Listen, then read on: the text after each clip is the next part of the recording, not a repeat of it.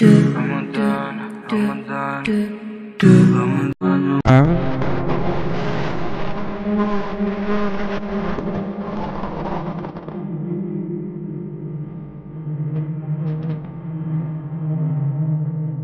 আর SK দা food lover channel থেকে সবাইকে আসসালামু আলাইকুম। আমি রাতুল হাসান খান।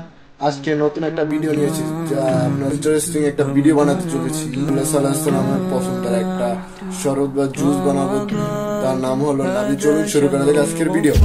নাবিজ বানাতে আমাদের 1 গ্লাস দুধ আর 2টা বিচি ছাড়ানো খেজুর লাগবে।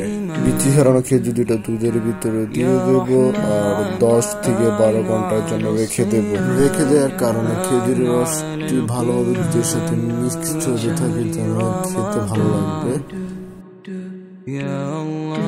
10 থেকে 12 ঘন্টা হওয়ার পর আমি এটা ওয়েট করে সেটা ট্রাই করে দেখি। আমার সেটা খেতে ভালো লাগছে। এটা খেলে আপনার সারাদিন ক্লান্তি ও তৃষ্ণা লাগবে না। একদিনের বেশি হয়ে গেলে বা 2-3 দিন হয়ে গেলে এটা মতলব এটা খাওয়া হারাম হয়ে যায়।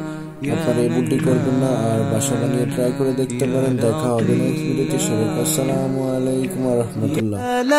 لا نحتاج المال كي نزداد جمالا، جوهرنا هنا في القلب.